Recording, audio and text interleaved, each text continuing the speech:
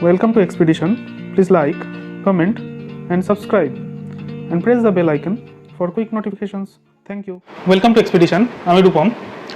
আজকে আমরা ইলেকট্রনিক্সের জার্নি শুরু করছি।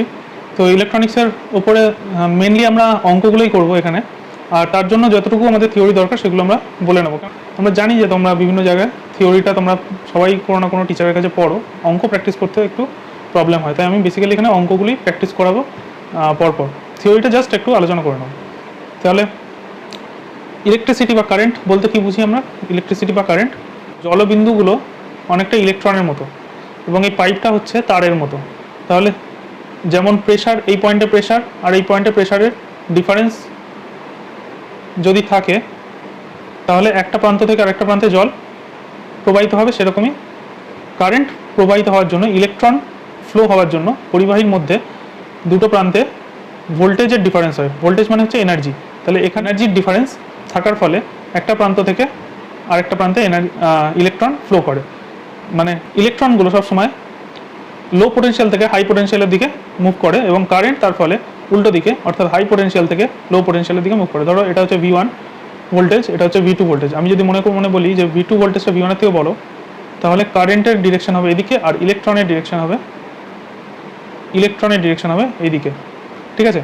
কারেন্ট সবসময় হাই পোটেনশিয়াল থেকে লো পোটেনশিয়ালের দিকে ফ্লো করে আর ইলেকট্রন লো পোটেনশিয়াল থেকে হাই পোটেনশিয়ালের দিকে মুভ করে। যেমন জল বেশি চাপযুক্ত এলাকা থেকে কম চাপযুক্ত এলাকার দিকে ফ্লো করে, প্রেশার বেশি জায়গা থেকে কম প্রেশারের দিকে, সেরকমই কারেন্ট বেশি ভোল্টেজ থেকে কম ভোল্টেজের দিকে ফ্লো করে। তার মানে জলের প্রবাহটা অনেকটা কারেন্টের প্রবাহ মতো, ইলেকট্রনের প্রবাহ তার উল্টো দিকে সবসময়। তো কারেন্ট বা ইলেকট্রিসিটি ডেফিনেশনের মধ্যে ছিল I=Q/T, মানে একক সময়ে ইউনিট টাইমে যতটা পরিমাণ চার্জ কোনো একটা ক্রস সেকশনাল এরিয়ার মধ্যে দিয়ে চলে যায় সেটাই হচ্ছে কারেন্ট। একক সময়ে মানে প্রতি 1 সেকেন্ডে যতটা পরিমাণ চার্জ বা আধান পাস করে তাকে আমরা কারেন্ট বলি বা তড়িৎ প্রবাহ বলি। অ্যাম্পিয়ার মানেই হচ্ছে, অ্যাম্পিয়ার মানে তার মানে coulomb per second, coulomb second -1, এটা এসব আমরা জানি। তো এই ক্ষেত্রফলের মধ্যে দিয়ে পাস করে সেটা হচ্ছে DQ, ছোট্ট পরিমাণ আধান। তাহলে ছোট্ট সময়ের জন্য এই ঘটনাটা ঘটেছে, DT সময়ের জন্য। তাহলে আইটা এখনও ক্যালকুলাসের অনুযায়ী ছোট্ট পরিমাণ আধান বাই ছোট্ট পরিমাণ সময়, তাহলে DQ/DT এটাই আইকে রিপ্রেজেন্ট করবে। তাহলে এটাকে যদি আমি ডিটিটাকে ওদিকে পাঠিয়ে দিই তাহলে I × DT = DQ হয়ে যাবে। তো অ্যাকচুয়ালি কারেন্ট মাপার যন্ত্র আছে, চার্জ মাপতে গেলে আমাকে অনেক খাটনি করতে হবে। তার কারেন্ট আমরা সহজে মাপতে পারি অ্যামিটার দিয়ে। আমরা যদি কারেন্টটাই তারের মধ্যে দিয়ে মেপে নিই তাহলে এর মধ্যে কতটা চার্জ ফ্লো হচ্ছে সেটা বার করতে গেলে আমাকে ছোট্ট একটু জায়গার মধ্যে দিয়ে চার্জ কত ফ্লো হচ্ছে সেটা আমাকে ভেবে নিতে হবে যে এর মধ্যে দিয়ে ছোট্ট একটু DQ পরিমাণ আধান চার্জ ফ্লো হচ্ছে এবং এই DQ পরিমাণ চার্জটা ফ্লো হওয়ার জন্য ছোট্ট একটু টাইম DT ফ্লো হচ্ছে। তাহলে এইখান থেকে এইখানে যদি কারেন্টটা 5 সেকেন্ড ধরে ফ্লো হয়ে থাকে তাহলে এই ইন্টিগ্রেশনটা করে দেবো আমরা 0 থেকে 5 সেকেন্ড, মানে যদি 10 সেকেন্ড হয় 0 থেকে 10 সেকেন্ড, মানে টোটাল টাইমের জন্য আমরা যদি ইন্টিগ্রেশনটা করে দিই তাহলে আমরা টোটাল চার্জ এখান থেকে এখানে কতটা চার্জ ফ্লো হলো সেটা আমরা অনায়াসে পেয়ে যাবো। আমি ইন্টিগ্রেট করে দিলাম, ডিটিটাকে ওদিকে পাঠিয়ে দিয়ে দুদিকে ইন্টিগ্রেট করে দিলাম। যদি আমার কাছে ক্যাপিটাল T টাইম ধরে আমি কারেন্টটা মানে সার্কিটটাকে অন রেখেছি আর চার্জ আমার জমেছে ক্যাপিটাল Q পরিমাণ, তাহলে এটাকে ইন্টিগ্রেট করলে সহজেই এটা হয়ে যাবে 0 থেকে এদিকটা হয়ে যাবে DQ এর ইন্টিগ্রেশন হচ্ছে Q, 0 থেকে Q মানে হচ্ছে ক্যাপিটাল Q = ইন্টিগ্রেশন 0 থেকে T I/DT। এটাই হচ্ছে Q এর ভ্যালু। তাহলে এইভাবে আমরা টোটাল অ্যামাউন্ট অফ চার্জ বার করতে পারি যদি আমাদের টাইমটা জানা থাকে এবং কারেন্টটা জানা থাকে। তাহলে তার উপর বেস করে আমরা একটা অঙ্ক এখন করব।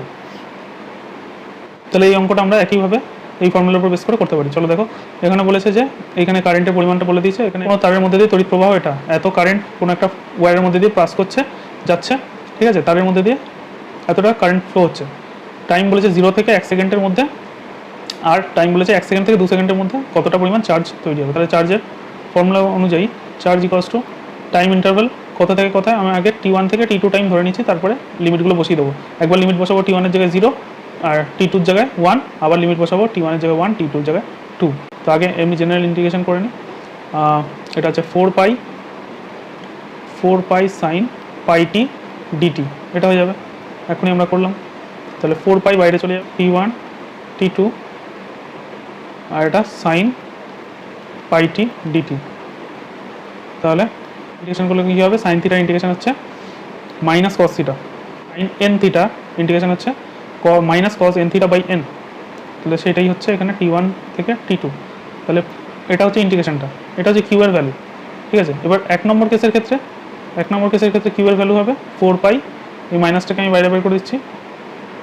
T1টা এক নম্বর কেসে কি, এক নম্বর কেসে T1 0, T2টা 1, তাহলে T1টা 0, T2টা 1, তাহলে মাইনাসটা বাইরে বের করে দিয়েছি, পাইটাকেও বাইরে বের করে দিচ্ছি, তাহলে পাই কেটে গেল। তাহলে কস পাই মাথা মাইনাস পা, মাথাটা আগে বসে, তাহলে 1 একবার বসবে, minus cos 0 minus 1, minus cos 0 মানে শুধু 1, তাহলে মাইনাস মাইনাসে -2 × 4, তাহলে কত হচ্ছে 4 দুগুণে 8, মাইনাস মাইনাসে প্লাস 8 কুলম। 1 থেকে 2 সেকেন্ড পার্টে বলেছে 1 থেকে 2, 1 থেকে 2 গেলে কিউ সেকেন্ড পার্টের জন্য -4 পাই তো কেটে গেছে, কস 1 থেকে 2 মানে এটা 2 পাই 2t, মাইনাস মাথাটা হচ্ছে 2, নিচটা হচ্ছে 1। ইন্টিগ্রেশন আমরা সবাই করতে পারি নিশ্চয়ই, তাহলে মাথায় হচ্ছে 2, নিচে হচ্ছে 1, তাহলে 2টা আগে বসবে, তারপরে মাইনাস দিয়ে 1 বসবে, তাহলে 2 বসিয়ে দিলাম আগে, 2 পাই মাইনাস কস পাই 4, কস 2 পাই মানে কস 360, কস 360 মানে হচ্ছে 0 ডিগ্রির সমান, কস 0 1, মাইনাস কস পাই মানে হচ্ছে -1, তাহলে এটা হচ্ছে -8 কুলম। এই মাইনাস সাইনটা কী বোঝাচ্ছে, মাইনাস সাইনটা বোঝাচ্ছে অপোজিট ডিরেকশনে, চার্জের ফ্লোটা যে ডিরেকশনে হচ্ছিল তার ঠিক অপোজিট ডিরেকশনে এখন চার্জের ফ্লোটা হচ্ছে। এটা যেহেতু এসি কারেন্টের ক্ষেত্রে এরকম হয় যে এসি প্রবাহের ক্ষেত্রে প্রথমে কারেন্টটা পজিটিভ দিকে থাকে, তারপর নেগেটিভ দিকে, তারপর পজিটিভ দিকে, নেগেটিভ দিকে, এরকমভাবে ফ্লো হতে থাকে কারেন্টটা। ঠিক আছে, তাহলে এখানে অ্যান্সারটা এটা এলো। নেক্সট অঙ্কে চলে যাই। দেখো এই অঙ্কটা এখানে বলেছে একই রকমভাবে এখানে কারেন্ট দিয়ে দিয়েছে, এখানে টাইম বলেছে 0 থেকে 2 সেকেন্ডের মধ্যে কারেন্টটাকে কতটা কারেন্ট ফ্লো করছে এবং সেই কারেন্টের পরিমাণ কত, তড়িৎ-আধানের পরিমাণ মানে অ্যামাউন্ট অফ চার্জ, কারেন্টের পরিমাণ চার্জের পরিমাণ কত, তাহলে কিউ কত সেটা এখানেও বার করতে বলেছে। তাহলে কিউ কী হবে, ইন্টিগ্রেশন কত থেকে কত, টাইমটা 0 থেকে 2, আর ইন্টিগ্রেশন করতে হবে কাকে, কারেন্টকে, কারেন্টের পরিমাণ 2t + 5 এটা ইন্টু ডিটি, টাইমের রেসপেক্টে ডেরিভেটিভ, ওই জন্য টাইমেরই ফাংশন দেওয়া আছে এখানে, সবসময় এখানে টাইমেরই একটা ফাংশন থাকবে কারেন্ট। তাহলে 0 থেকে 2 এটাকে যদি ইন্টিগ্রেট করি হয়ে যাচ্ছে কত, 3t³/3 + 2t²/2 + 5t, তাহলে 0 থেকে 2, 3 কেটে গেল, 2 কেটে গেল, তাহলে পড়ে থাকছে প্রথমে 2 বসাবো, 2 এর কিউব 8 প্লাস 2 এর স্কোয়ার 4 প্লাস 5 × 2 10, এটা মাইনাস সব 0 বসালে সব 0ই হবে, তাহলে 8 4 12, 12 10 22 কুলম, এটাই অ্যান্সার। নেক্সট অঙ্কে চলে এই অঙ্কটা এখানে বলেছে এরকম একটা গ্রাফ দিয়েছে, দিয়ে এখানে এটা টাইম আর যেটা কারেন্টের গ্রাফ দিয়েছে, টাইম ভার্সেস কারেন্ট, এটা আই, এখানে অ্যাম্পিয়ার এই ইউনিটটা দিয়েছে, তাহলে এটা 5 অ্যাম্পিয়ার এটা দেখাচ্ছে, শো করছে, এটা হচ্ছে 5 সেকেন্ড টাইম, এটা 10 সেকেন্ড টাইম। তাহলে এখানে জিজ্ঞেস করেছে যে amount of charge flowing through the time period, ওই টাইম পিরিয়ডের মধ্যে কত টাইম পিরিয়ড, এখানে 0 থেকে 10 সেকেন্ড, এই সময়টার মধ্যে কতটা পরিমাণ এখানে চার্জ ফ্লো হচ্ছে। তো আমরা জানি যে চার্জ মানে হচ্ছে ইন্টিগ্রেশন আই ডিটি। ইন্টিগ্রেশন মানে কি, ইন্টিগ্রেশন মানে হচ্ছে এরিয়া আন্ডার দ্য কার্ভ, মানে এই কার্ভটার যতটা এরিয়া সেটাই ইন্টিগ্রেশনটা সবসময় ডিনোট করে। এরিয়াটাকে বের করে ফেললেই আমি চার্জের পরিমাণটা পেয়ে যাব।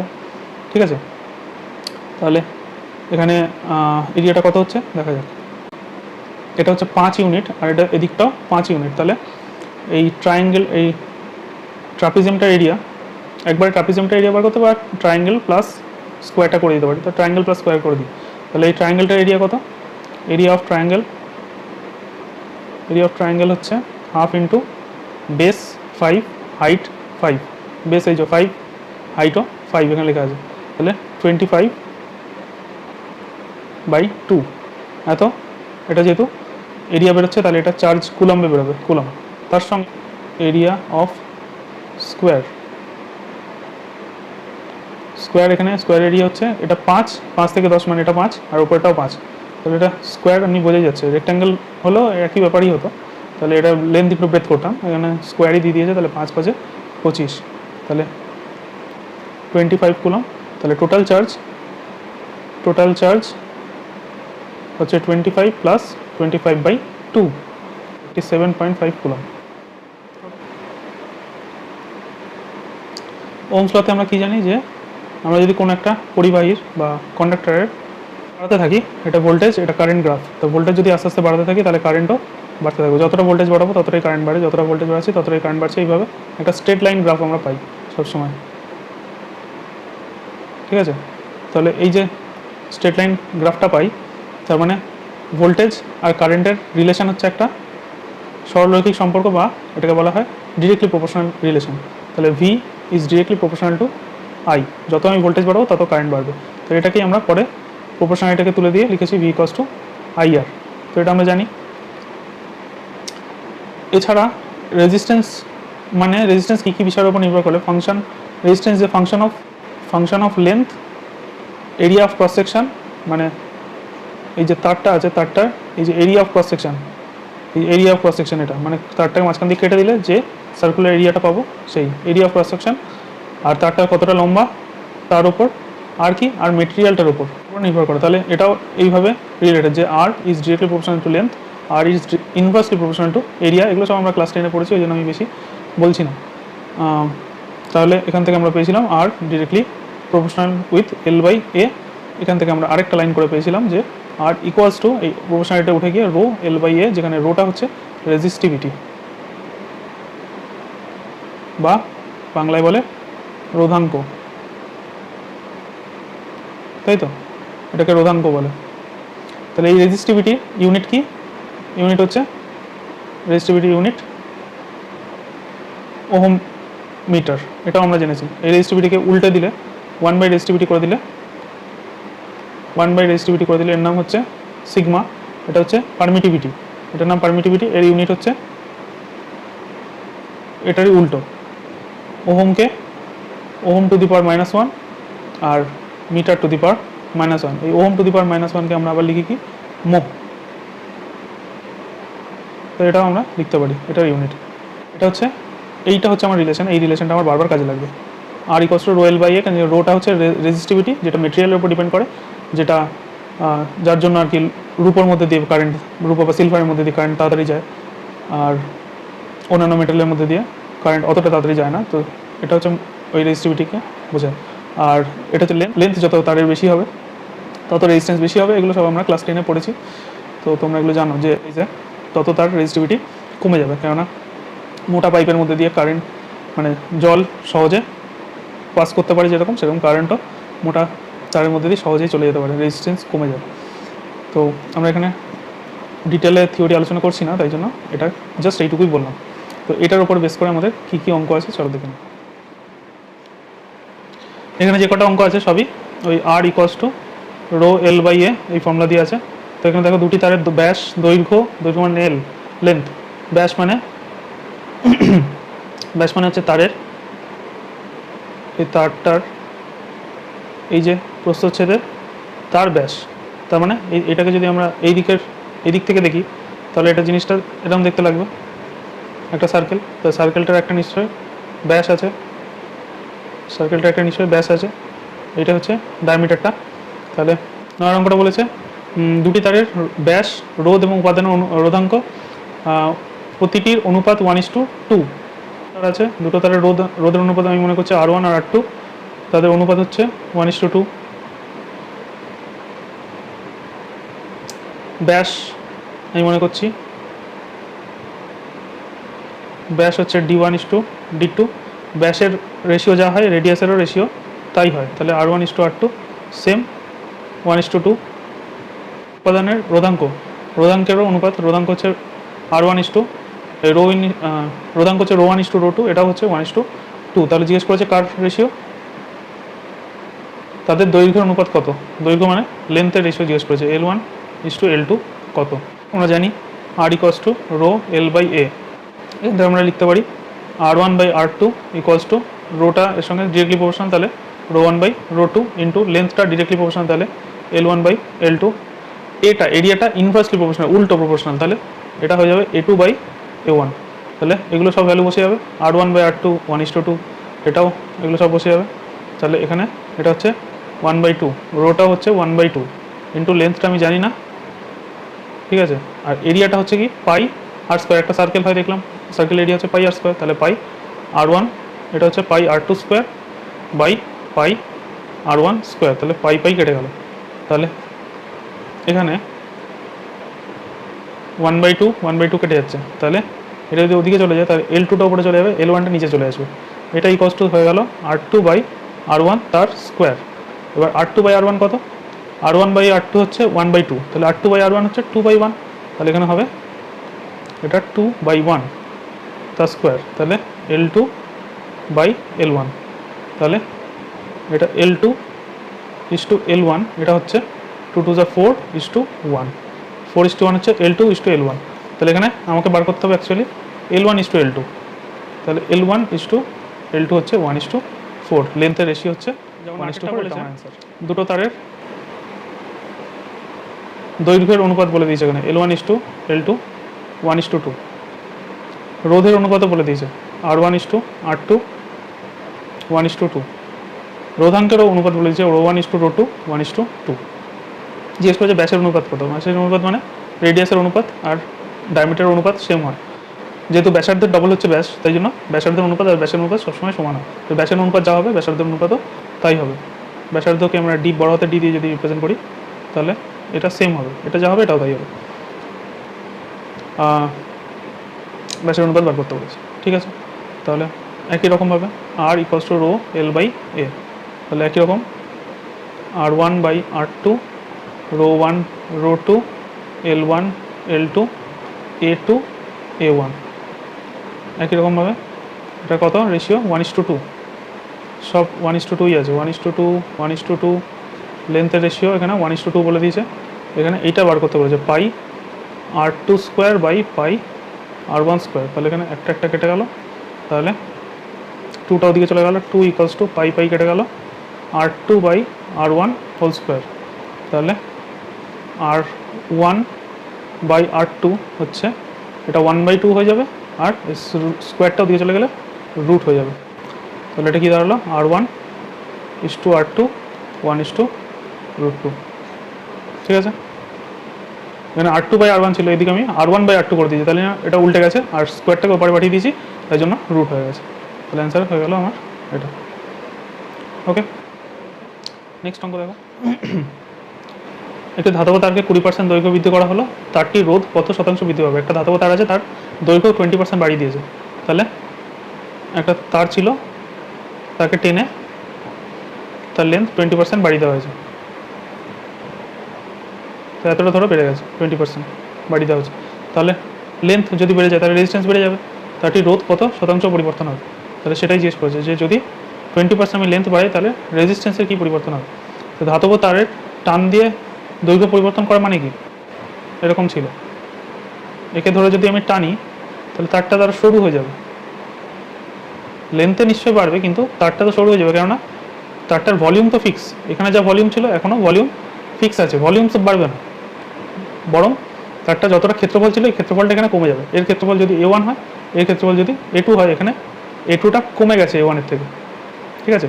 এখানে লেন্থ যদি L1 হয়, এখানে লেন্থ যদি L2 হয়, তাহলে L2টা বেড়ে গেছে L1-এর থেকে, লেন্থটা বেড়ে যাওয়ার ফলে এরিয়াটা ছোট হয়ে গেছে। তাহলে কি হচ্ছে ব্যাপারটা, তাহলে লেন্থ সেকেন্ড টাইম বেড়ে গেছে, কত কত বেড়ে গেছে বলেছে 20% বেড়ে গেছে, তাহলে আগে যত লেন্থ ছিল প্লাস আগের লেন্থের 20%, তাহলে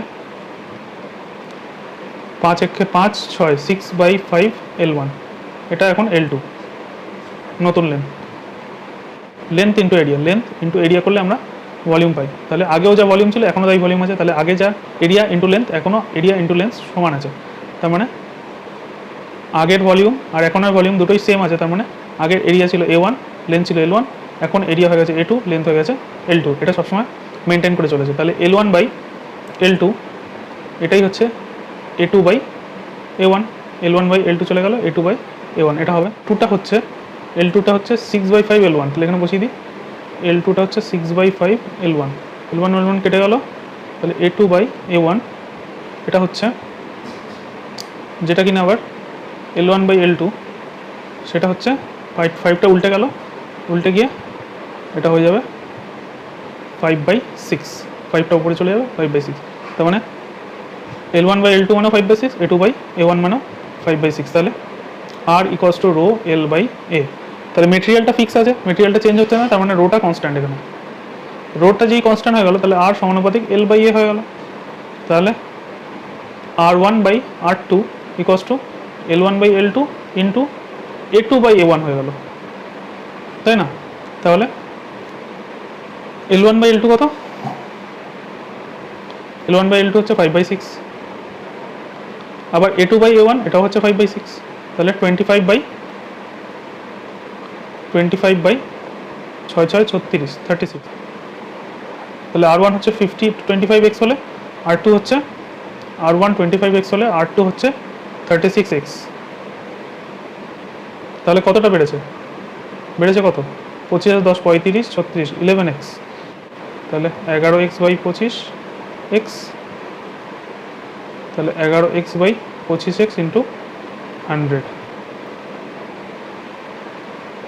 তাহলে x কেটে গেল 25 4, তাহলে 44%। এখানে দেখো একই অঙ্ক, এখানে বলেছে 20% টেনে বৃদ্ধি করা হয়েছে, আয়তন অপরিবর্তিত থাকলে নতুন রোধ কত হবে? তাহলে আগে রোধ ছিল 5, আগে 5 ওহম রোধ ছিল, এখানে R1 এর ভ্যালুটা বলে দিয়েছে 5 ওহম, R2টা কত হবে জিজ্ঞেস করেছে। তো 20% এখানেও টেনে বাড়ানো হয়েছে, তাহলে অঙ্ক একই হলো। তাহলে অঙ্ক হবে R1 by R2 equals to length 1 by length 2 into area 2 by area 1। আর একই রকমভাবে এখানে লেন্থ 2টা হচ্ছে 20% বাড়িয়েছে, মানে লেন্থ 1 যা ছিল তার সঙ্গে আরও 20 L1 বাই 100, মানে হচ্ছে 5 6/5 L1, L2 বাই L1 যদি আমি করি তার মানে হচ্ছে L1 বাই L2 যদি করি সেটা হচ্ছে L1 বাই L2, তাহলে 5/6 হয়। তাহলে এই জিনিসটাই আবার এখানে 5/6 ইন্টু 5/6 25/36, এটাই আসছে R1 বাই R2। এখানে খালি R1 এর ভ্যালুটা বলে দেওয়া হয়েছে 5, R1 এর ভ্যালুটা যেহেতু 5 বলে দিয়েছে তাহলে এখানে 5 বসিয়ে দেবো, R2টা বের করে নেবো। R2 ইকুয়ালস টু 36/25 ইন্টু 5, তাহলে 36কে 5 দিয়ে ডিভাইড করলে 5 দিয়ে ভাগ করে মানে 2 দিয়ে গুণ করে একটা পয়েন্ট সরিয়ে দিলে 36 ডবল 72, একটা পয়েন্ট সরিয়ে দিলাম 7.2 ওহম, তাহলে R2 এত ওহম হবে। এটা একই রকম একটি তারের 100% দৈর্ঘ্য বৃদ্ধি করা হয়েছে, তারের ব্যাসের আনুষঙ্গিক হ্রাসের ফলে ব্যাস কমে গেছে, তার রোধের শতাংশ পরিবর্তন কত? রেজিস্ট্যান্স কতটা হবে? আগে রেজিস্ট্যান্স কিছু একটা ছিল, পরে পাল্টে গিয়ে রেজিস্ট্যান্স R2 হয়ে গেছে, কেননা লেন্থটাকে আগে L1 ছিল সেটা পাল্টে গিয়ে L2 হয়ে গেছে। আবার L2টা বলছে আগের যে লেন্থের 100% মানে ডাবল করে দেওয়া জাস্ট, তার মানে L1 বাই L2 এটা হচ্ছে L1 বাই L2 হচ্ছে 1/2। এখনই দেখেছি L1 বাই L2 যা হয় A2 বাই A1ও তাই হয়, তাহলে সেই একই জিনিস আবার লিখবো R1 R2 L1 L2 A2 A1, তাহলে 1/2 ইন্টু 1/2, তাহলে R1 is to R2 1/1:4। তাহলে কি জিজ্ঞেস করেছে এখানে? রোধের শতকরা পরিবর্তন কত? তাহলে রোধ আগে যদি 1 থাকতো তাহলে পরে হয়ে গেছে 4, তাহলে রোধ যদি x হয় তাহলে বেড়ে গেছে 3x, বেড়েছে। x যদি রোধ থাকতো তাহলে x রোধ বেড়েছে 3x, তাহলে রোধ যদি 100 হয় তাহলে 3x বাই x ইন্টু 100, তাহলে x কেটে গেল 300% রোধ বেড়েছে 300%। এটা আমাদের বলেছে এইচএসে এটা এসেছিলো 2007, আবার 85 সেম অঙ্ক। দেখো তোমাদের কপালে আছে নাকি। গ্রাম ভরে একটা তামার পিণ্ড দেওয়া আছে, এর থেকে তৈরি তারের দৈর্ঘ্য, এই তামার তার পিণ্ড থেকে তামার তার বানানো হচ্ছে, দৈর্ঘ্য প্রস্থ কত হলে রোধ, মানে তামার যে তারটা আমি বানাচ্ছি সেটার লেন্থ কত হবে, প্রস্থ মানে হচ্ছে এরিয়া, ঘনত্ব মানে ডেন্সিটি। তাহলে ডেন্সিটিকে আমরা স্মল ডি বলছি, ডেন্সিটিকে আমরা যদি স্মল ডি বলি সেটা মানে মাস বাই ভলিউম। এখানে মাসটা বলে দিয়েছে 10 গ্রাম, তাহলে ডেন্সিটিও বলে দিয়েছে 9, আর মাস হচ্ছে 10, তাহলে ভি কত? ভি হচ্ছে 10/9, এটা ফিক্স থাকবে। এই ভলিউমটা আমার রেজিস্টিভিটি বলে দিয়েছে, রেজিস্টিভিটি হচ্ছে 1.8 ইন্টু 10⁻⁶ ওহম মিটার, এটা হচ্ছে রেজিস্টিভিটি। এই তারটার প্রস্থচ্ছেদ মানে হচ্ছে এরিয়া, এটা এ এরিয়া। তাহলে আমরা জানি যে ভলিউম মানে হচ্ছে এরিয়া ইন্টু লেন্থ। তাহলে ভলিউমটা ফিক্স থাকে, ভলিউম বেরিয়ে গেছে কত 10/9, এটাই হচ্ছে এরিয়া ইন্টু লেন্থ। ঠিক আছে, এরিয়া আর লেন্থ কত বার করতে বলেছে, তো কী করে বেরোবে? তো এখানে বলে দিয়েছে যে রেজিস্ট্যান্সটা হচ্ছে 2 ওহম। তাহলে R equals to rho L by A. ঠিক আছে, তাহলে এখান থেকে আর এর ভ্যালু আমি জানি 2, এখানে রো এর ভ্যালু হচ্ছে 1.8 ইন্টু 10⁻⁻6, 10⁻⁻6। আমি যদি ওপরে একটা এ দিয়ে গুণ করে দিই, নিচেও একটা এ দিয়ে গুণ করে দিই, তাহলে এটা হচ্ছে, তাহলে এল এর ভ্যালু আমরা জানি, এল এর ভ্যালু কত 10/9। তাহলে এল ইন্টু এর জায়গায় আমি 1.6 10⁻⁻6 ইন্টু এটা 10/9 ফুট করে দেবো, এ স্কোয়ারটাকে এদিকে পাঠিয়ে দেবো আর 2টাকে তলায় পাঠিয়ে দেবো। এটা যদি কাটাকুটি করি, পয়েন্ট তুলে দিলে নিচে একটা 10, 9 2 × 18, 2 কেটে গেল, তাহলে 10 কেটে গেল, তাহলে এ স্কোয়ার ইকুয়ালস টু 10⁻⁻6, তার মানে এ ইকুয়ালস টু 10⁻⁻3, 10⁻⁻3। এত কি ইউনিট কী ছিল? ইউনিট সব এখানে সেন্টিমিটার ছিল, এটা সেন্টিমিটার ছিল, সেন্টিমিটার কিউব। এখানে এটা এরিয়া, তো এরিয়া সেন্টিমিটার স্কোয়ার হয়ে যাবে, সেন্টিমিটার স্কোয়ার হয়ে যাবে। 10⁻⁻3 মানে হচ্ছে 0.001 সেন্টিমিটার স্কোয়ার, এটা হচ্ছে এ। তো 0.1 এটা হয়ে যাবে মিলিমিটার স্কোয়ার, তো মিলিমিটার স্কোয়ারে আনলে 0.1 হবে। আর এ যদি পেয়ে যাই তাহলে এল পেয়ে যাবো ইজিলি, এই যে এখানে বুঝিয়ে দাও, এ তো পেয়ে গেছি, তাহলে এল কত হবে? এল হচ্ছে 10/9 ইন্টু এটা তলে চলে যাবে, এটা কত বেরোলো আমার 10⁻⁻3। তাহলে অবভিয়াসলি এলটা হবে, এটা উপরে চলে গেলো 10⁻⁻3 উপরে চলে গেলো 10⁻+3 মানে 10⁻⁴/9 ইন্টু 10 মিটার, তাহলে 11.1 মিটার। তাহলে 11.1 মিটার লম্বা তার হবে, আর যেটা সরু হবে 0.1 মিলিমিটার স্কোয়ার টানা হয়েছে। যেটার রেজিস্ট্যান্স ছিল R ohm. What will be its new resistance if the stretch to n times its original length. এর অরিজিনাল লেন্থ এল, একে যে নতুন লেন্থটা হয়েছে অরিজিনাল লেন্থ ধরো L1, তাহলে এখন যে লেন্থটা হচ্ছে সেটা হচ্ছে n ইন্টু L1, এটা হচ্ছে L2। তাহলে প্রথমে রেজিস্ট্যান্স আর ছিল, পরে এটার রেজিস্ট্যান্স ধরো হয়ে গেছে R ড্যাশ। তাহলে একই রকমভাবে এটা হবে, আমরা বারবার দেখছি যে R dash by R equals to L2 by L1 into area 1 by area 2। এটা আর ড্যাশটাকে আমি আগে নিয়েছি, তাহলে আর ড্যাশের জন্য লেন্থ হচ্ছে ডিরেক্টলি প্রপোর্শনাল, তাহলে এর সঙ্গে L2 হবে, এর সঙ্গে A1 হবে। তাহলে এর যা রেশিও হয় এরও তাই রেশিও হয়। এর রেশিওটা কত হচ্ছে?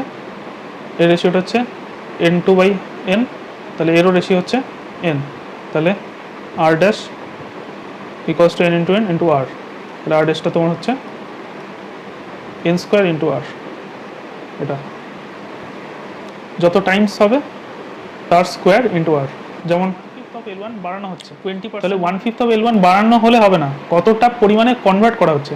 তো 1/5 বাড়ানো হচ্ছে মানে এর সঙ্গে আরও L1 যোগ করে আমরা পাচ্ছিলাম 6/5 লেন্থ তৈরি করা হচ্ছে। তাহলে আগে যে লেন্থ ছিল L1, এখন লেন্থ হয়ে যাচ্ছে 6/5 অফ L1। তাহলে নতুন রেজিস্ট্যান্সটা হবে সবসময় 6/5 এর স্কোয়ার ইন্টু পুরনো রেজিস্ট্যান্স। এটাই আমরা পেয়েছিলাম একটু আগে, আমাদের রেজিস্ট্যান্স ছিল 5, এটা 36, এটা 25 ইন্টু 5 কেটে দিলে 7.2 ওহম এটা বেরিয়েছিল একটু আগের অঙ্কটা। তার মানে এটা একটা শর্ট প্রসেস হয়ে গেল যে কতটা পরিমাণ বাড়ছে সেই বেড়ে যাওয়াটার স্কোয়ার করে জাস্ট আর আগের রেজিস্ট্যান্স দিয়ে গুণ করে দিলে আমার অ্যাকচুয়াল রেজিস্ট্যান্সটা পেয়ে যাবো। আচ্ছা, তাহলে এই অঙ্কটা বলেছে wire has a resistance of 16 ohm. তাহলে একটা তার আছে, তার রেজিস্ট্যান্স হচ্ছে 16 ohm, is melted and drawn into a wire of half its length. মানে এর কিছু একটা লেন্থ ছিল L1, তো নতুন যে লেন্থটা হয়েছে সেটা L2, যেটা কিনা আগের লেন্থের অর্ধেক। ঠিক আছে, calculate the resistance of the new wire. নতুন রেজিস্ট্যান্সের ক্যালকুলেট করতে বলছে what is the percentage change in the রেজিস্ট্যান্সের পার্সেন্টেজ চেঞ্জ কত হয়েছে। তো আগে L1 ছিল, এখন হয়ে গেছে L1/2, তাহলে কত? হাফ হয়ে গেছে। তাহলে half into L2 equals to half into L1, এটা হয়েছে। তো তাহলে আমরা আগের সূত্র থেকে এখনই কী লিখতে পারি, যে নতুন রেজিস্ট্যান্স ইকুয়ালস টু যত টাইমস অফ আগের রেজিস্ট্যান্স, মানে যত টাইমস অফ আগের লেন্থ ছিল সেই তত টাইমসের স্কোয়ার ইন্টু আগে যে রেজিস্ট্যান্স ছিল। এখনই শিখলাম এন স্কোয়ার ইন্টু আর, তাহলে এন হচ্ছে এখানে হাফ টাইমস হয়ে গেছে আগের তুলনায়, তাহলে এটা হবে। তাহলে এটা হচ্ছে 1/4, আর হচ্ছে এখানে আর হচ্ছে কত 16, তাহলে আর 16,